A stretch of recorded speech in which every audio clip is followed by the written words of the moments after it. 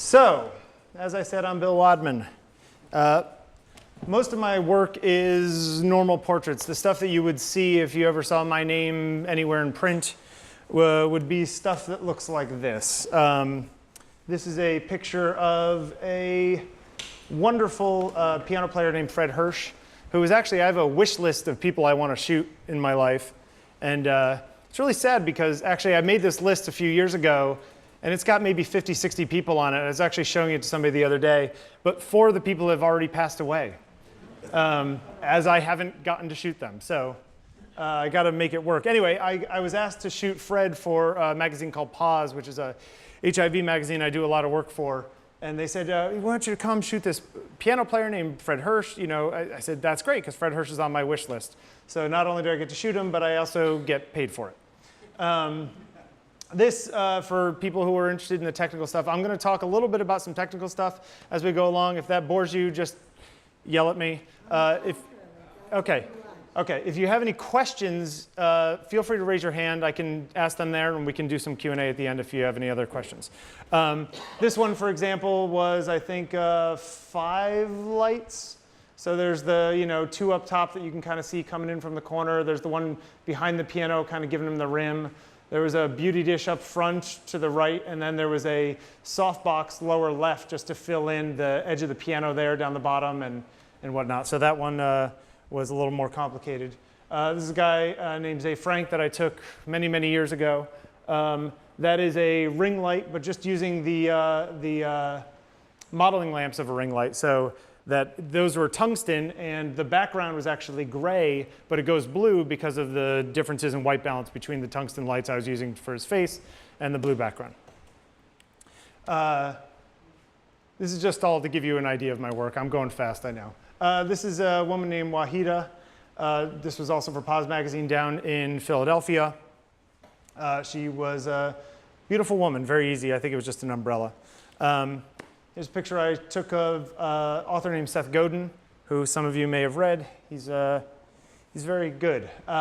This was one speed light in a 32-inch soft lighter, if anybody of you knows what that is. So very, very, very simple lighting setup. This is where I almost killed my friend Bun.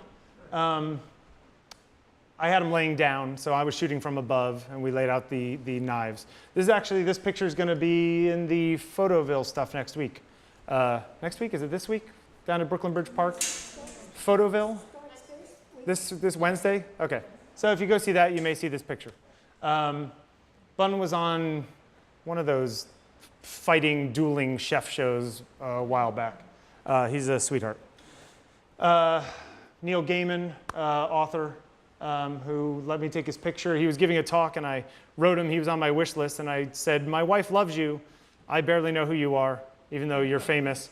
Can I come take your picture? And he said yes. And so we met up, and there were lots of other crazy people who wanted to do that impromptu, and he was very gracious giving me some time. Charlie Rose. This was actually interesting because I wasn't using Flash. I was actually at a video shoot. It was a shoot for a PBS show that he was doing a little cameo on. And so those are actually like a Kino Flow fluorescent light behind me here, and a 1K light way the hell out that way, about 20 feet. So I was actually using hot lights for that one. If anybody watched the Olympics, this is Kayla Harrison. She won the gold again. She won in, this is judo, heavyweight judo. She won in London, then she won again in Rio just recently. She's one of those people who scares the hell out of you because she could really do some damage. If you look up Kayla Harrison on YouTube, you will find some amazing footage of her just destroying people on the mat. It's pretty impressive. Just one little is a speed light into an umbrella. This is Michael Solomonov, I do believe is the way he pronounces it. He is a chef down in Philadelphia at a place called Zahav, and a bunch of other restaurants, including one, oh, I always get this wrong. What is it, Dizengoff? Yeah, Dizengoff at Chelsea Market just opened up. They have really amazing hummus. So if you're into that kind of thing, he's your man. So a lot of my work is this kind of stuff, right? This is my bread and butter of what I generally get that people call me to do. Nice, easy, simple stuff. Guys eating fire in a hotel room. I'll tell you the story, even though my wife, who's in the back, is going to yell at me about it. I was down in Austin, Texas, and this guy was on my wish list. And we were down there for a conference of hers, and we were staying at a hotel which shall remain nameless. And I said, well, Brian, I'm in town. I'd love to do some portraits of you, do some fire breathing. And he said, well, where do you want to do it? I said, well, just do it in the hotel room. And he's like, are you sure that's cool? And he's just like, yeah, it's fine. He wrote the book on fire breathing. Like literally, if you go on Amazon, and you say, how to fire breathe, it's a book that he wrote. So I figure if he says it's safe, it's safe. But my lovely wife, came back in and she goes, it smells like gasoline in here. And I was like, nothing happened. I didn't shoot no fire person in here. So yeah, that's why I keep her around. So I moved on from that and started doing some more conceptual portraiture a few years back, which includes some of the drabbles that you guys may have seen before. Just to recap for those who haven't seen me before, this is a picture of my lovely wife in the back of a 1963 Chevy convertible Impala that my father had and left when he passed away 11 years ago this week. And I said, we need to do something with this car before you sell it, Mother. So I said, Heather, do you have a dress of any kind on you? And she said, yes. And so I said, put it on and get in the back of the car. Speed light in the back, speed light out in front of the windshield, 28 millimeter lens, real simple. So I liked the look of this, right? It felt sort of cinematic. It felt like you don't really know what's going on. Is she waiting for somebody else? Did a date just leave her? Is she watching the movie to keep her from thinking about some terrible thing that's happened to her? Is she in love? Who knows, right? But I like that idea. So I started a series of what I call drabbles, which it's actually a literary term for a short story of exactly 100 words, I do believe it is. I just like the word, so I used it. So they were things like this one here. So I started taking these individual portraits of people. I did 28 or 30 of these in a month. I did one a day for a month. They look like this, raining indoors. They look like this, my friend Dan on a bike. People recognize him on the street from this picture. It's pretty funny. They're like, I know that guy. I've seen that picture. This poor woman I actually put in the window of this store. I found somebody who knew somebody with a store. And I'd never met this girl before. I said, can you come stand in a window for me? And she's like a mannequin? I said, yeah, just like that. So she got up and she got in there and she stood like a mannequin. And this group of tourists from, I think, Japan walk by and see me taking pictures of the window. And then I waved to her and she moved. And they were all like, oh! And they started taking pictures of me, taking pictures of her. Interestingly enough, this was lit by an umbrella that was actually sort of in frame up the top, and I comped it out later, which was being held by this guy, Claude, over here, and that was the first night I met him. He came over and helped me and was holding up an umbrella. So these things looked like that. I got a little crazy. I started hanging my friends off the tops of buildings. She's not really hanging off the top of the building. She was actually hanging off a one-floor kind of little hut on the top of my building. And you can actually see, if I can point here, you see how there's like a break here?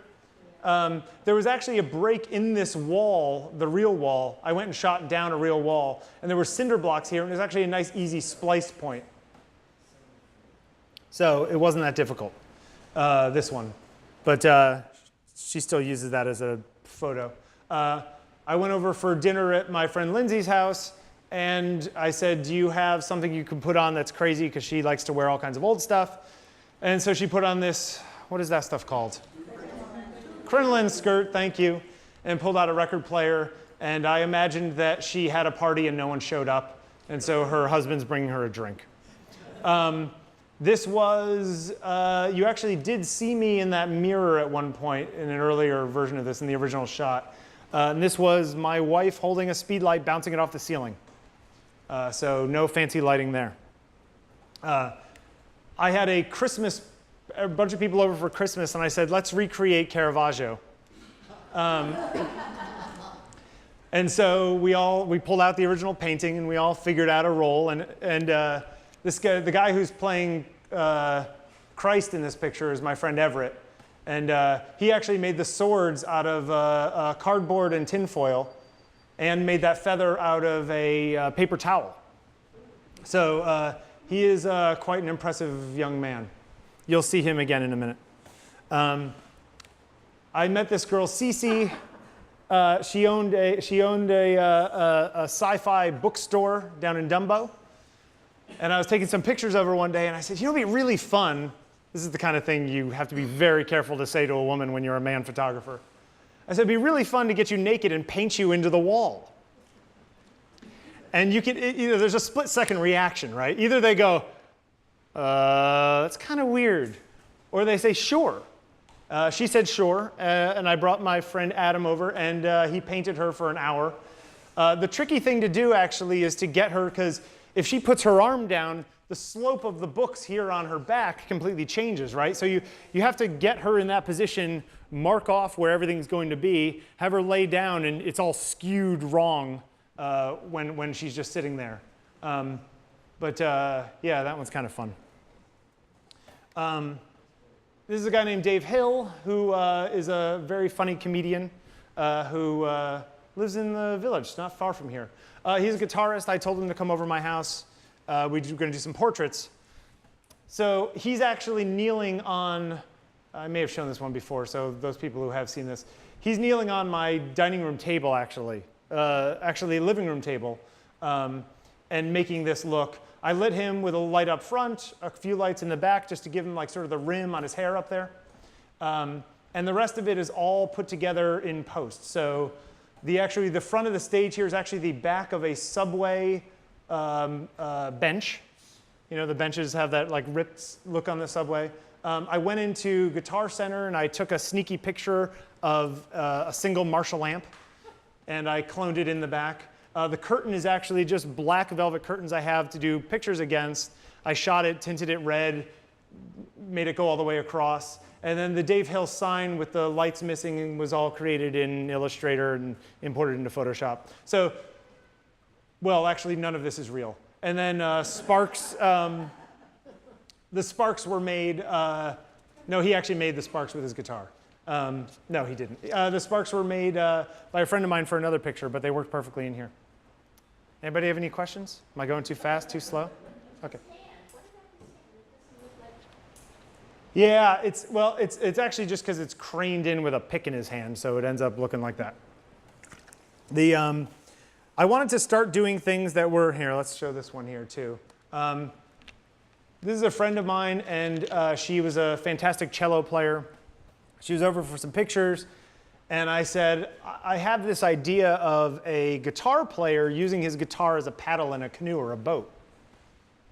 Do you want to do that picture, but with your $16,000 cello? And she said, sure.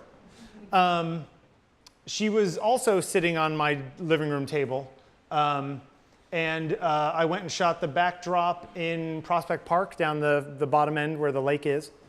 And I didn't have a canoe or access to one. I live in Brooklyn. I don't own a canoe. So I have a podcast that a lot of people listen to, and I put out a call. I said, does anybody have a canoe? This one guy wrote back, I have a canoe. And I said, can you take a picture of a canoe at this angle from this thing with this kind of light? And he did, and sent them to me 20 minutes later. And I comped it all together and did a whole lot of messing with water in my bathtub to get all this kind of stuff in here. All I will point out something, and this is sort of the theme of the night. I'm going to show you guys some work later that I'm not done with, and some ideas that are sort of they're not perfect yet, but that's kind of why I wanted to show them to you, to show the process a little bit. What's incorrect in this picture, and I'm going to tell you what it is now, is that I should have shot her from below to get the reflection. The reflection is actually just an inverse version of where she is up here. and I squiggle it and mess it around, and I cut it off so you don't really notice and you don't really think about it. And if you were really doing it, you would be looking up at her chin and see the bottom of her hands here as opposed to what you see here, which is basically a mirror image of that. But you know what? Nobody's perfect. So we're going to get to some more conceptual stuff in a minute. A couple years ago, I decided to take a corner of our apartment. And I said to my lovely wife, do you mind if I move all the bookshelves out of the corner of the apartment and build some walls and then paint them and then have it there all the time for everyone who comes in our apartment? And she said yes.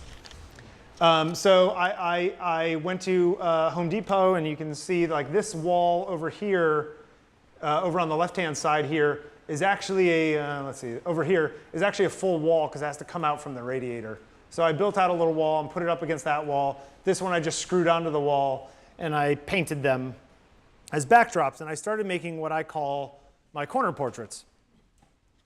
So I used a gridded beauty dish and some fill lights, and you end up with stuff that looks like this.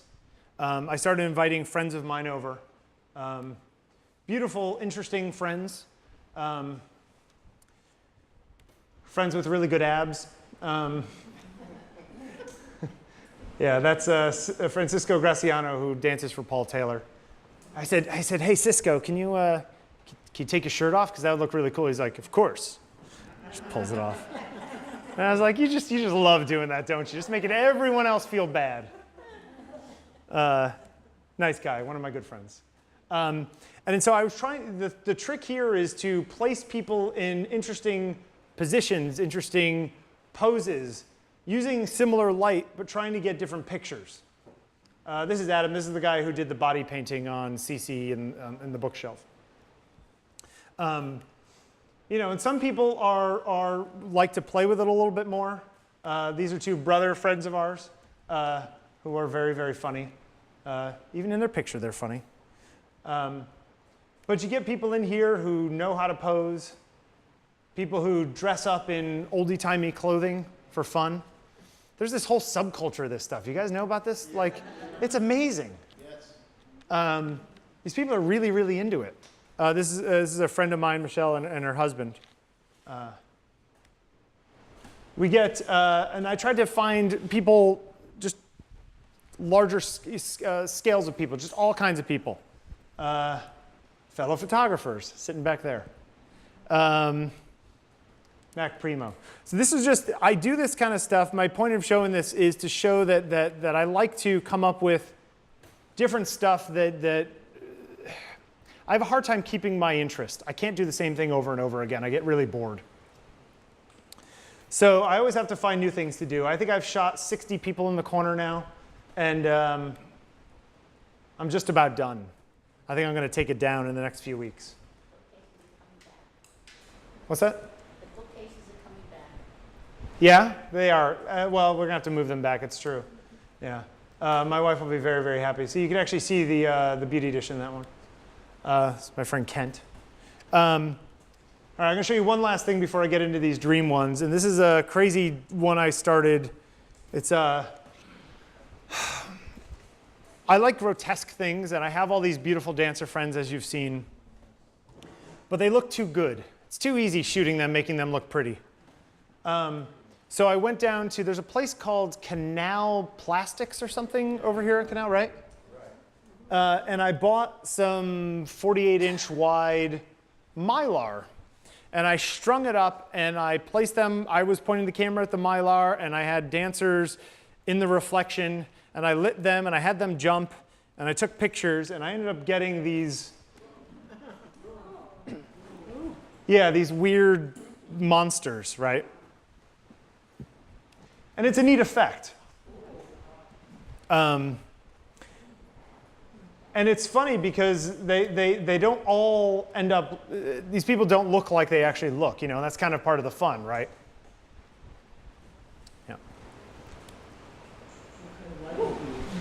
This is a single beauty dish, no grid, I do believe, for these. So it's just a beauty dish off to the side blasting them on one side to sort of give it a little Rembrandt-y kind of lighting. Nothing fancy. And then behind them, it's hard to tell on the projector, but there's sort of this model look to the fabric behind them. But these people are all super troopers for, coming over and trusting me to take these, which I just think end up becoming really weird. I want to print them really big just to see what happens, what they look like, It's strange sometimes how like his head gets smaller, but his arm gets bigger, This one's really distorted. Yeah, and this one, which I always think looks like a Hulk picture to me. It's funny because there was one other dancer friend of mine, a woman who I wanted to have do it, and she was over a few weeks ago, and I said, hey, have you seen those Mylar pictures I took, of a lot of your coworkers? She said, yeah. And I was like, okay, well, I guess I won't ask her to do it. They like them, I think that there's something different. I think the problem with a lot of dance photography is that you're either using strobes to grab something in the air, which has been done for 40 years and can be done incredibly well. I'm not disparaging it at all. It's just that I'm trying to find something different, to do with these people who look so pretty anyway. I want to make them look bad. Let's turn it over. All right, so we're going to go through some of these dream pictures, and I'm going to open up some Photoshop documents and show you some layers and whatnot. I think there are 8 of them in total, but if we get too late, just let me know and we can stop whenever. I wanted to do something that involved more than one person. I like those Drabble pictures I did. I like the idea that there was a story in them. I wanted to do something that was a little bit more, difficult. And so I started putting together these dreams. I thought dreams would be fun because I have nightmares. Everyone has nightmares. But the first one I'm going to show you actually isn't a nightmare. It's something of a true story. A friend of mine calls me up one day. He said, my wife came home, and the front door was ajar of the apartment, and she thought she just hadn't closed it well. And she goes in, and she goes into the bathroom to wash her hands, and she smells cigarette smoke, and no one in the place smokes. And she goes, and she turns around, and there's a guy hiding in the bathtub. A guy broke in, was hiding in the bathtub. She screams, he pushed her out of the way, he goes running out the door, no harm, no foul, like just some guy who was coming to steal the TV, right? He wasn't. But when he told me the story, he said, and she turns around, and there's a guy in the bathtub. And I was like, and in my head, I picture a guy taking a bath in the bathtub. And I said, the only thing scarier than that to me was if the guy in the bathtub was a clown. So I did one where the guy in the bathtub was a clown.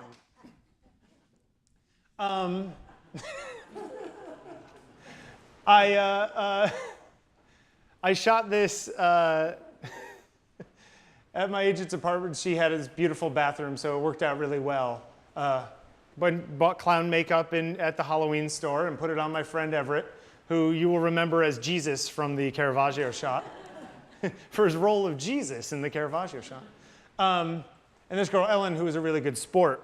But what's interesting about this, and here's the 3 of us very happy in the bathtub, is that you can go a lot of different ways with this. I ended up taking the picture sort of through her, right? So we see back of her, we see the front of her, and maybe at first you sort of takes you a quarter second to notice him back there, right? Or to even see him. Because you're looking at her and then you catch him.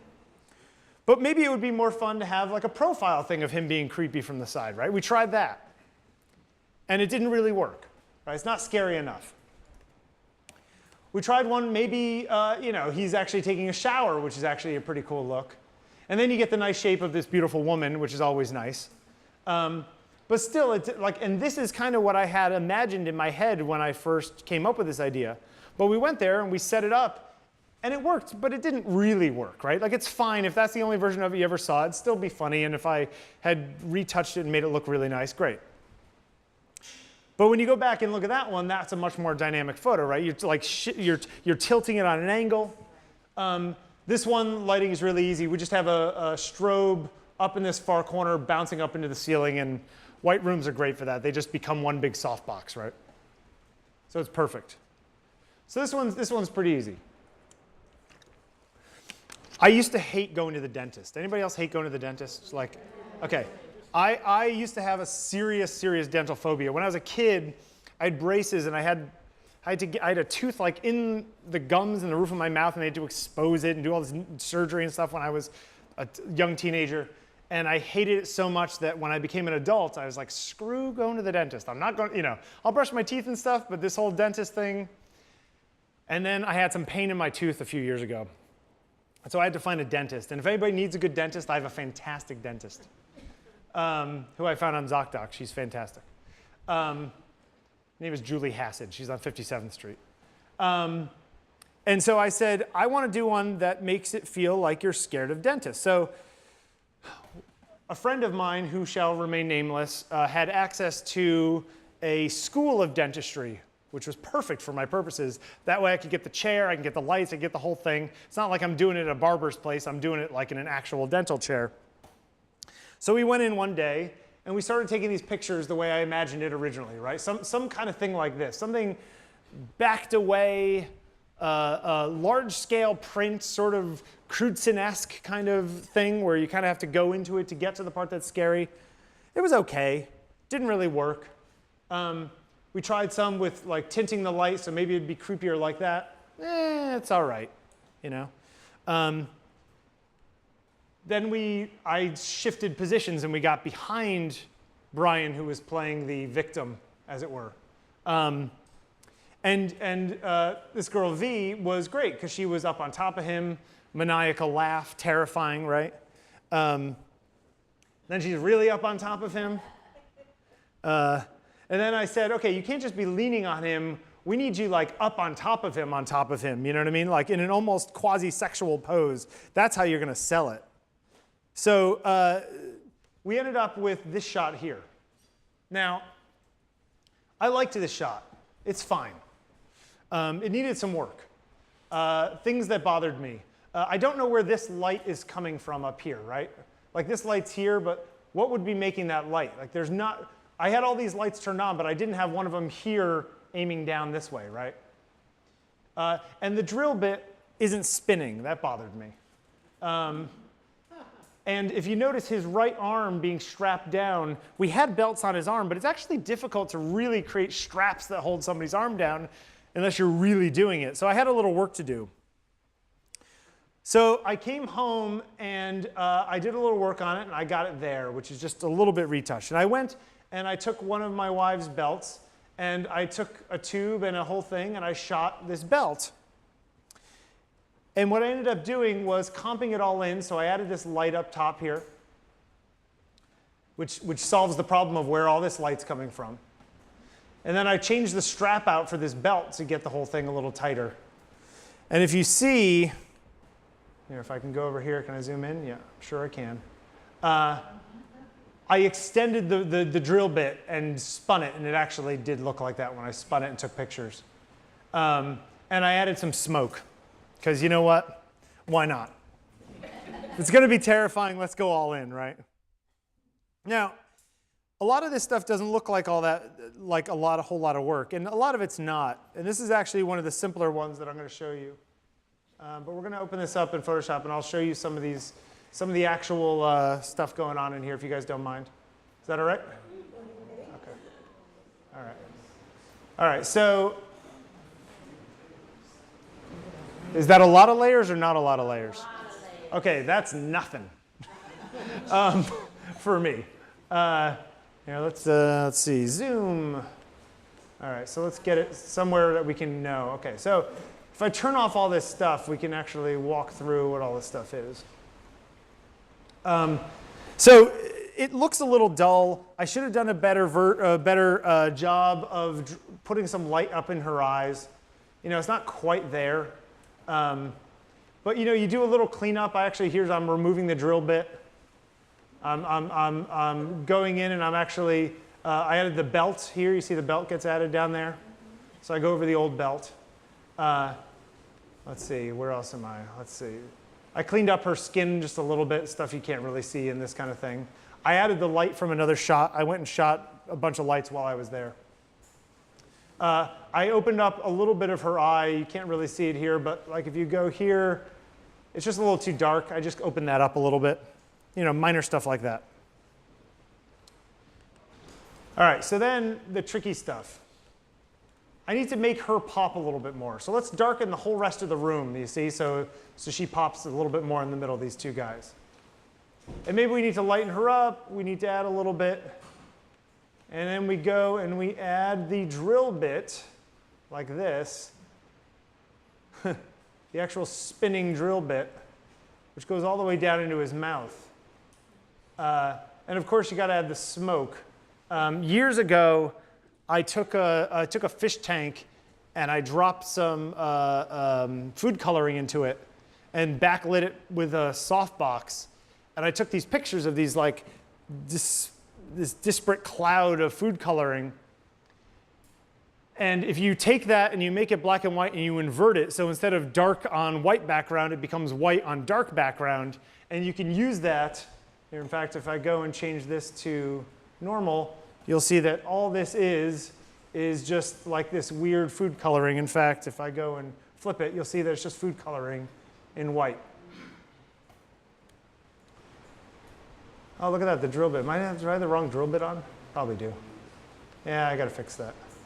That's weird. Shouldn't be there. You go add some lights. You add a little vignetting, and you get something along the lines of what I'm done with. Now, again, this is not done, but it's getting there, right? All right, let's go back to some Lightroom. All right, so that's our dentist. Here's the lights that I shot separately, that kind of thing. Where is this? This is not, there you go. All right. So a friend of mine is a painter. He was leaving town, and I wanted to do some kind of crazy picture with him as a painter. I had the idea that some hand was reaching out and grabbing him from the painting. This turned out to be difficult to do.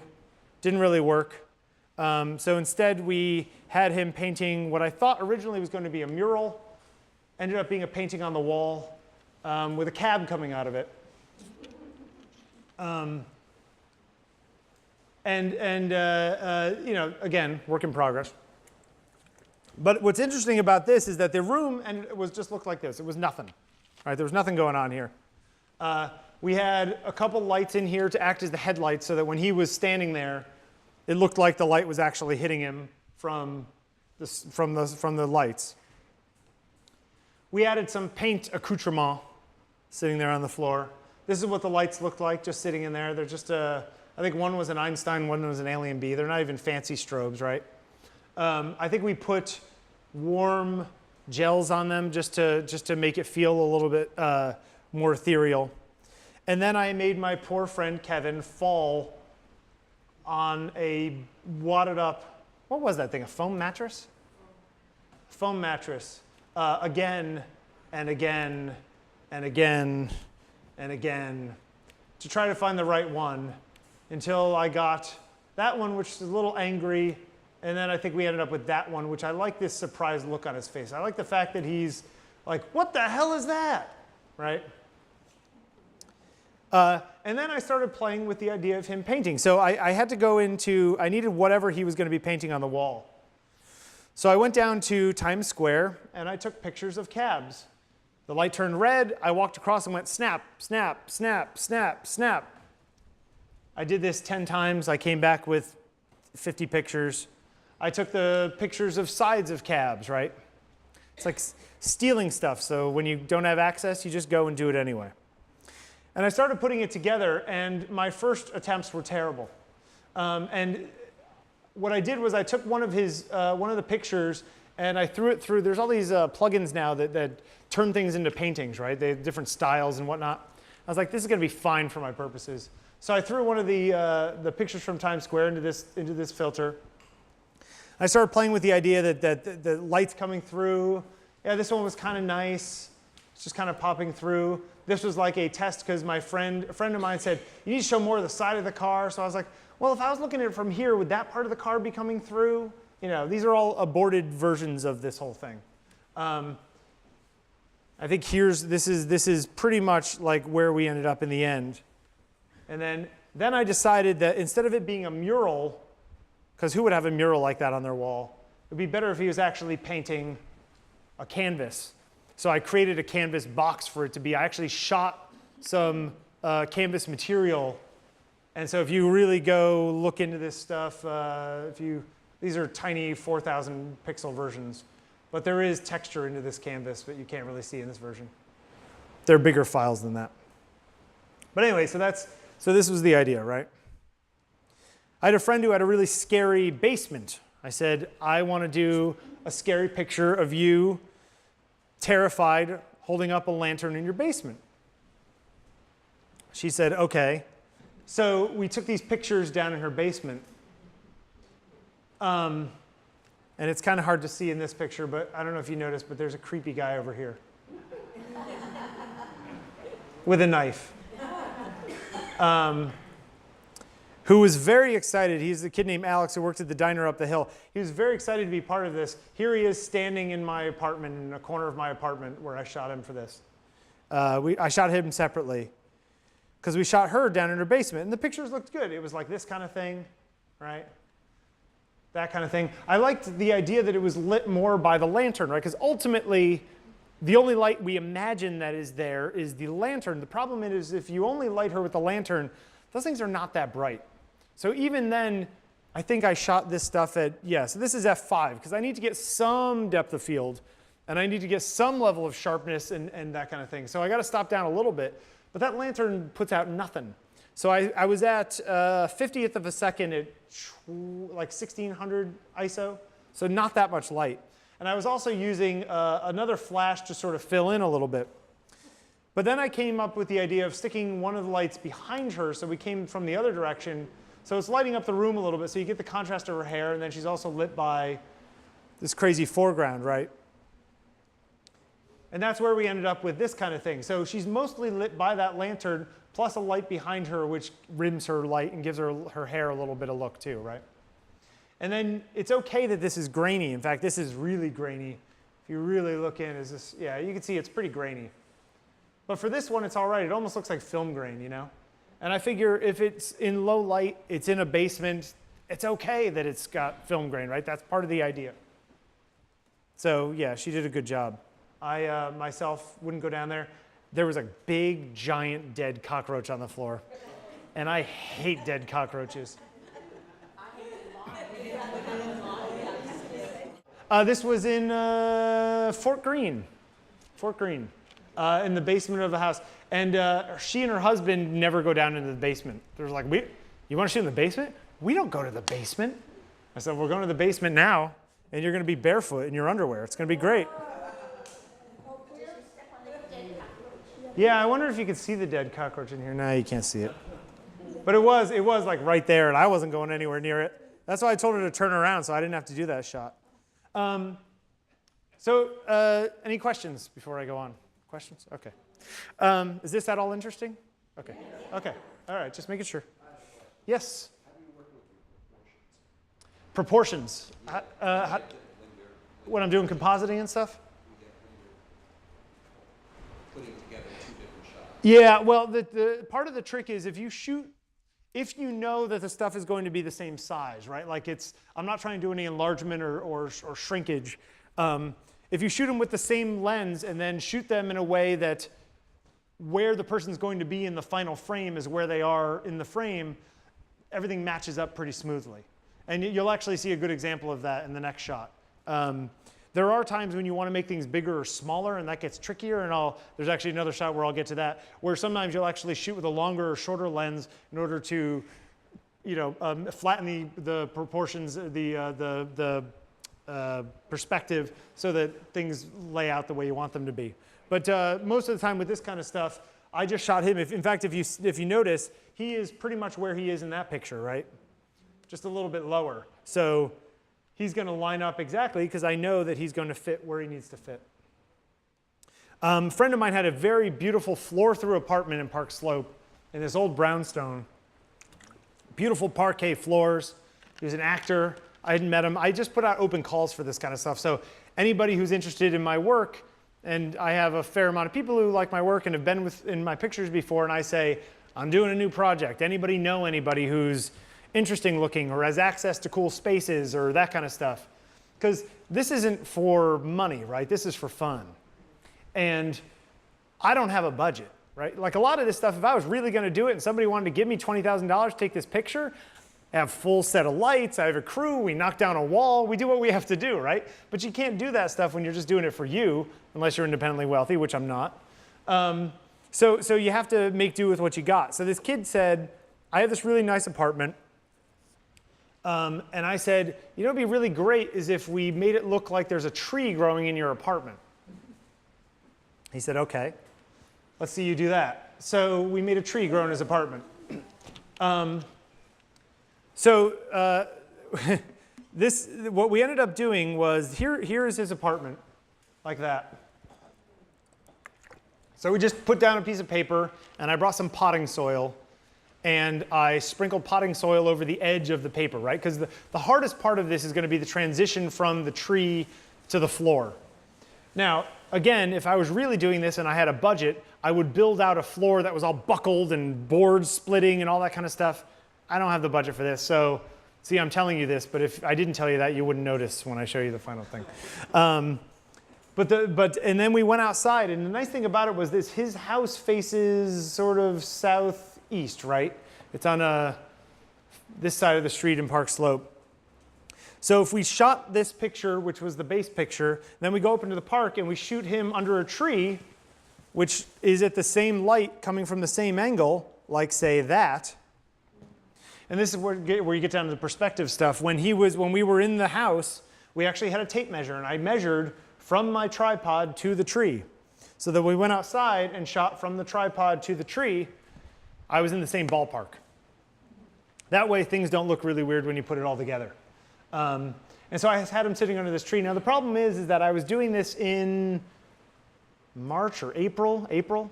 So there were no leaves on the trees. There's just a little buds, and that's not enough for me. So we put this in, we comp it all together, and I had to go out and I found trees that did have stuff on them like these. And I did a whole bunch of Photoshop jiggamaroo to get it so that I could flip the trees around and have them be believable on the leaves up here. And I also like the idea of half the branches going out the windows, right? Like it's not just contained in the room, but this is like, I'm broken out of the building, I'm out the windows and doing crazy stuff, and that's how it gets half its light. I like that.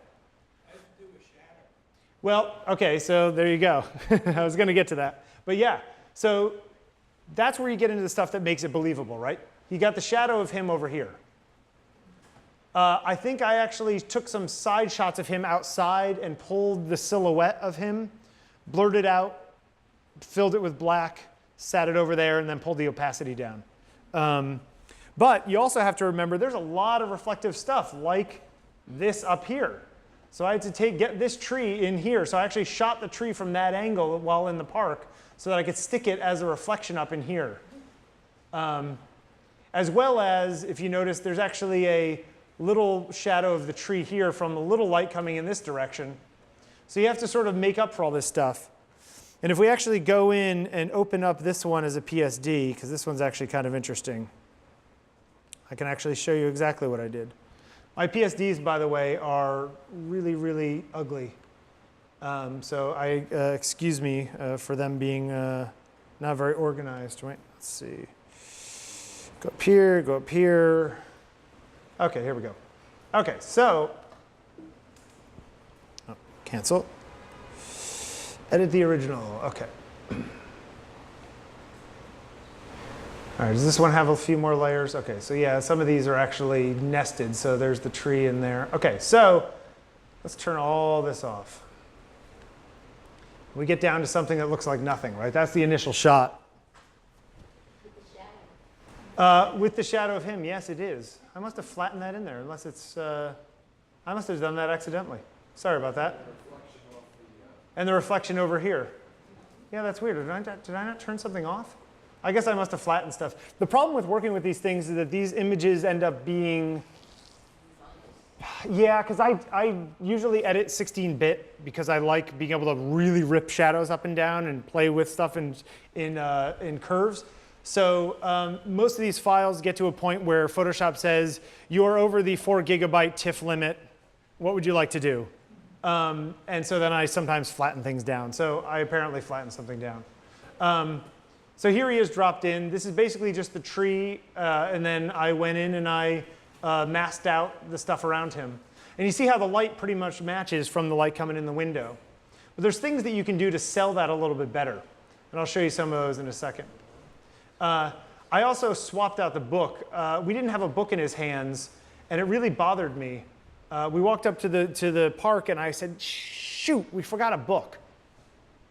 So there was a girl sitting about 20 feet away, and I walked over to her. I said, excuse me, can I borrow one of your books for like 5 minutes? And she was like, okay, weirdo.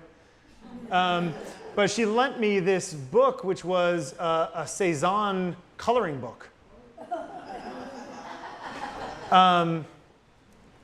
Which was not exactly the kind of book. I didn't want him reading a magazine. I wanted him reading a real book.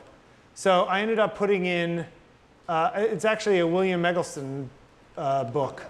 I just like the cover. But then you go in and you add a whole bunch of curves and stuff to get it to sit better inside the space like that, you know. In fact, one of these is a little too much because I liked it with a little more orange on it. Anyway. Then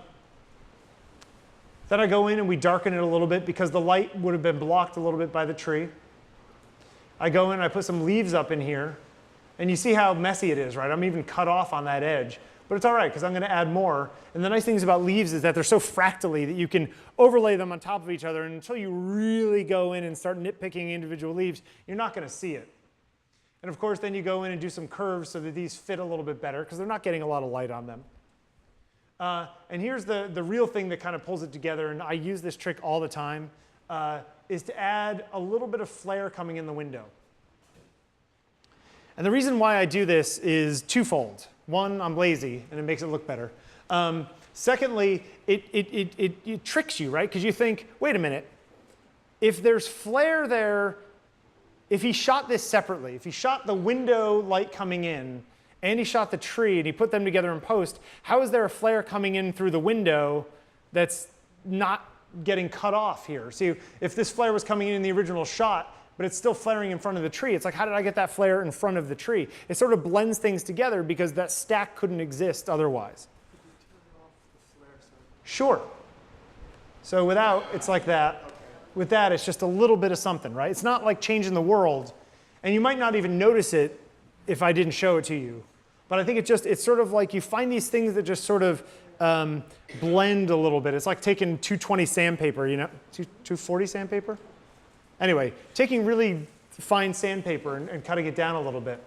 And I did a little bit of this, and I did a little bit of, I love this.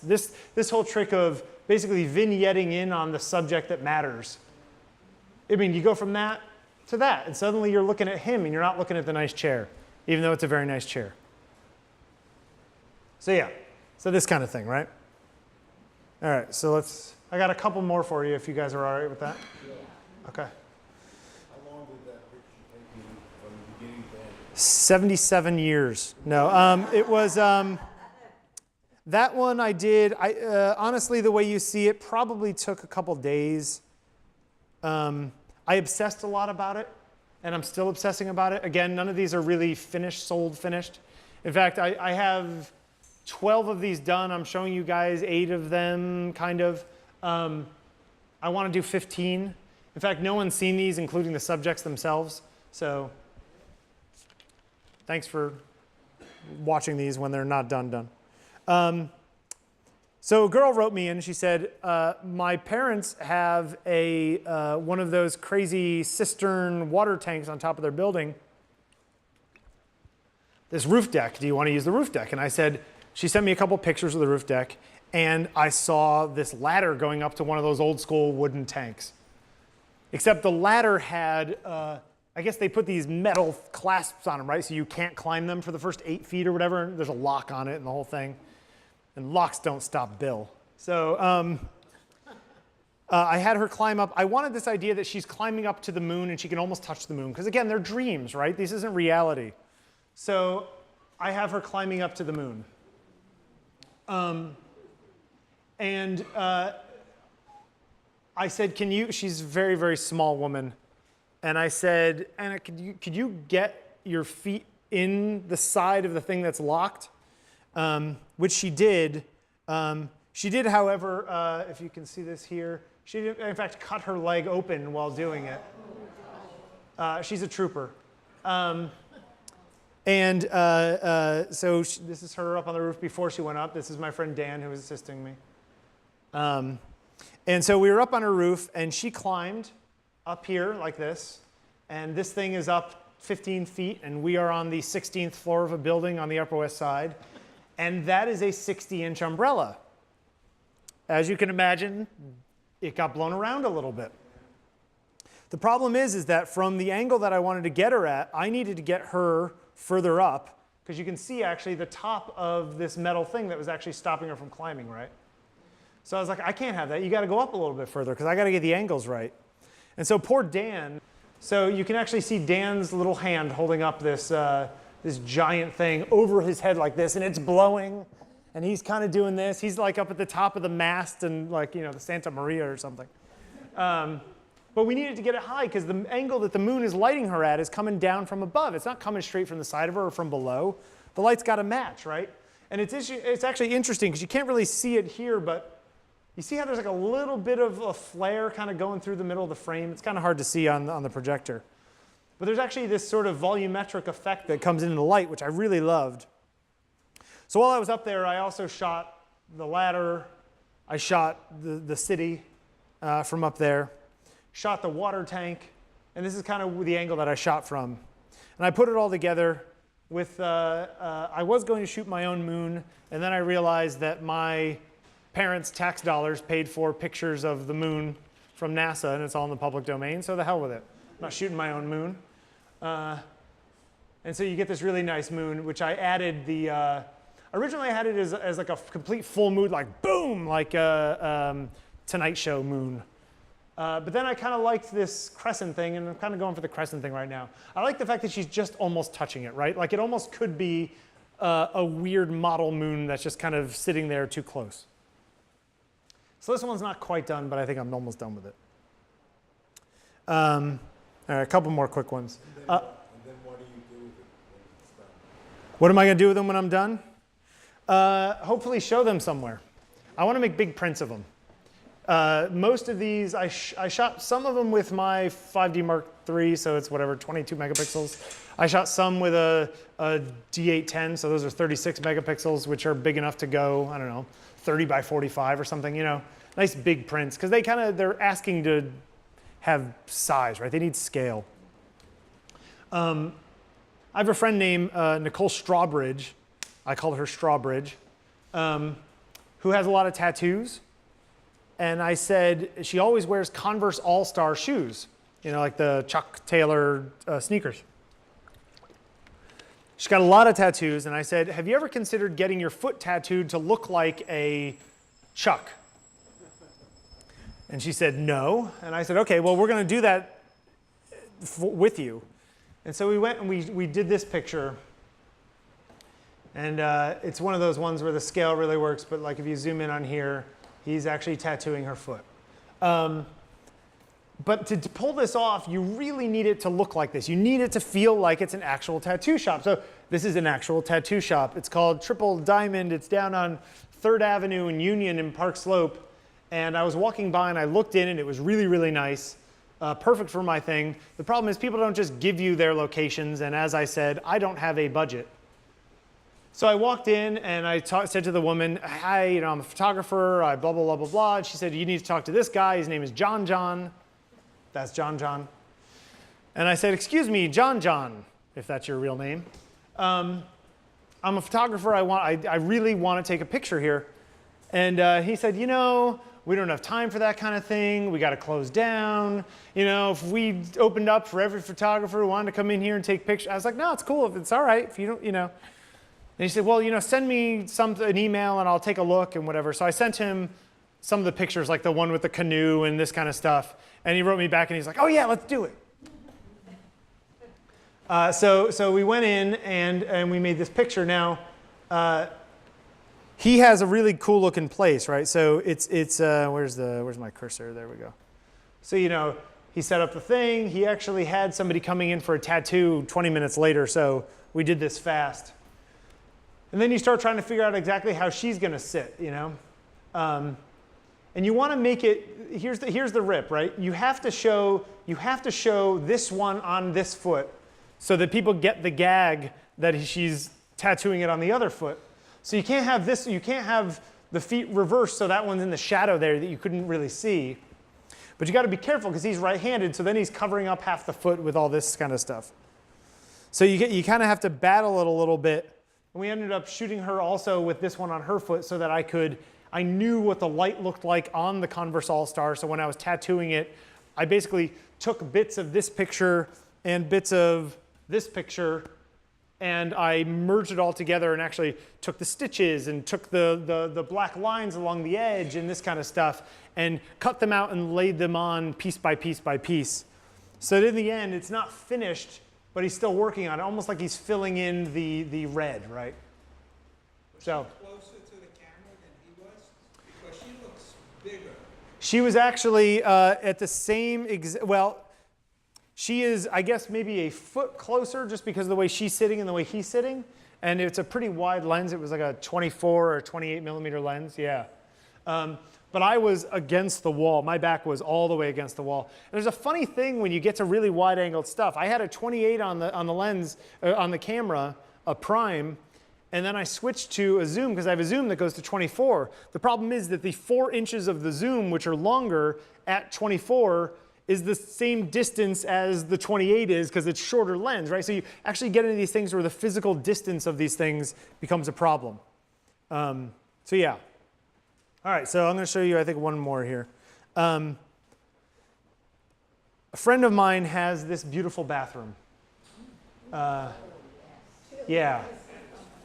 He just built this house. It's on 23rd between 8th and 9th. It was an old convent.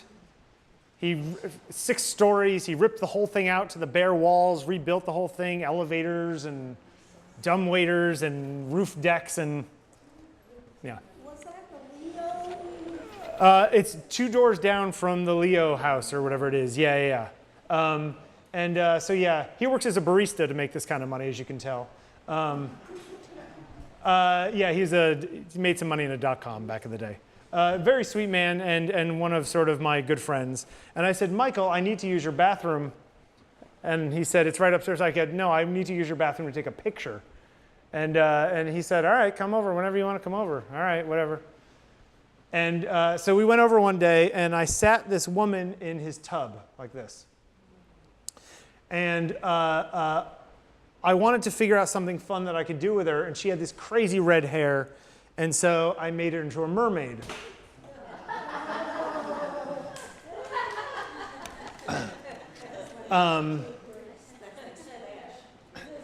Yeah, now this is the tricky thing, right? You want somebody relaxing in the bathtub. And if you have her just sitting in the bathtub, even if she was looking forward or staring into space like this, it's not enough. But you can't have her completely dead like that, because then she might be dead in the bathtub, and that's no good. So what you end up doing is you end up shooting her in such a way that at least one hand is active, right? Like one arm is up a little bit, right? So she's not completely limp. Her back hand is kind of glancing the back edge of the tub. So I also needed to get her while she was there. I needed to get her hair. So we ended up shooting, we ended up shooting her down on the ground like that.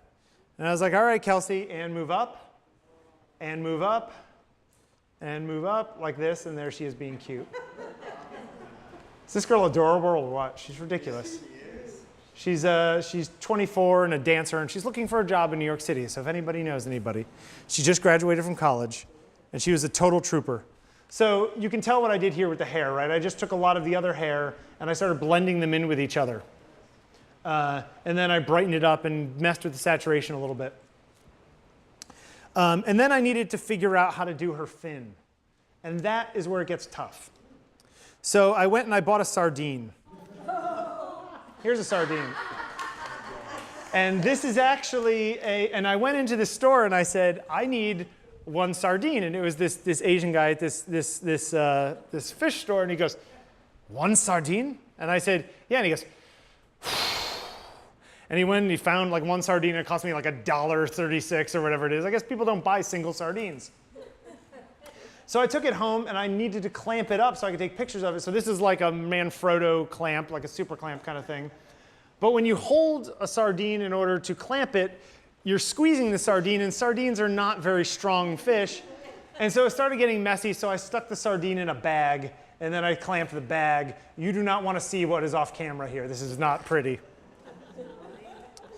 And I started playing with this, and I liked the body of it, right? Like I started playing with it, and I liked the body, and what you see here as this body is actually the body of that sardine really, really cranked up in contrast. And like if I go in here and I go to develop, let me just see if this works. They are small. I'm poor. Well, no. I'll get there. I'll get there, right? So I went and I basically just cranked up the saturation, and I pulled down the highlights, and I messed with this, and you start seeing that there's actually color in there, right? There's some level of something in there if you really crank it and mess with it a little bit. And that's what I did to get this fish. But it's funny because a lot of fish are not very pretty. And I tried using the sardine tail. I split this tail and I did the whole thing, and I was going to put it in here, and I forgot. I did a version of this that didn't work at all. And I'm lucky I didn't shoot it. So then I went and I bought, shoot, Heather, what was this? A mackerel. I went and bought a mackerel. How much is that such a thing? $10? $14? Is that expensive? No, maybe it was less than that. It was like $7. It was a decent sized fish though. Yeah, but it had a pretty tail, which was my thing, right? So I went and looked at all the different tails, and I said, I just need this tail. And the guy at this place in Chinatown, again, English not being the common language, I was like, I just need the tail. And he was just like, I slice it, I'll make the fillets for it. I said, I don't need the fillets, I need the whole fish. Actually, I just need the tail. Long story short, I bought the tail. However, I needed the tail. Now you'll notice I'm shooting this at 50mm lens at f8 because I want it to be sharp. Because the rest of the other shot is really sharp because I stopped down, I used strobes, the whole thing. The problem is that the depth of field, and you notice I'm shooting this closer and with a different focal length to get the size right, the depth of field isn't good because back here it's soft, right? And it's soft, like it's not sharp all the way through. So I ended up actually rack focusing the whole thing and compositing one in Photoshop, so I got one that was completely sharp tip to tail, as it were, or tail tip to tail tip. And then I made some foam, and I put it on black, and I shot foam, and I put it all together, and this is where it's at. And I think it's like 80% there. There's a few little things I want to do to it, but that's the general gist. Two stories. One, my friend Bun with the knives, the guy who's a chef, I called him up and I said, hey Bun, I got a dead mackerel here. Do you want it? And he said, yeah, bring it up to the restaurant. So I did, and I think he cooked it for somebody. What was your question? Did you bring a picture? You should show the picture sometime. Oh, of the mackerel tail? Well, I should bring it back to the fish store. That's what I should do. See, I just needed a tail. And he was like, yeah. He would have said, oh, you just needed a tail? You should have said something. I would have given you a tail. I stretched it with liquefy. Yeah, I did some liquefy on it to get it to have more shape to it. It's tricky. I kind of would love to have it be even more out a little bit, and I'm going to play with it. But I don't want to go over the top. I kind of like the way it feels, right? It kind of feels a little raw, and I kind of like it that way. All right, I'm going to show you two real quick ones that aren't finished, but I just wanted to show it to you to show you things that don't work. Or haven't worked yet. I took some pictures of a woman on silks like this, right? And what I want to do is I want to turn her into a mobile over a little kid's, like a baby's, like from a baby's perspective, POV, up in the crib, a mobile on top of her. And I started comping them in with a picture inside the Coke Theater up at Lincoln Center I took. And I got it to the point where it's like, okay, I put the bars in and it's starting to like get somewhere. It's kind of neat. But I think I'm going to swap the whole background out because a friend of mine is having a baby in a few weeks. So I'm going to go shoot some pictures in her crib before the baby comes. I guess the baby will be out of the crib occasionally, so I could probably do it after the baby's born. But But see, it's not done yet, but this is the basic idea. But sometimes you have an idea and it doesn't work, or it's not quite there, right? But that's okay, because you're doing 10 or 12 of them or 15 of them, and maybe 2 of them don't work, and that's okay. This one, I think, might work. It's just not quite there yet.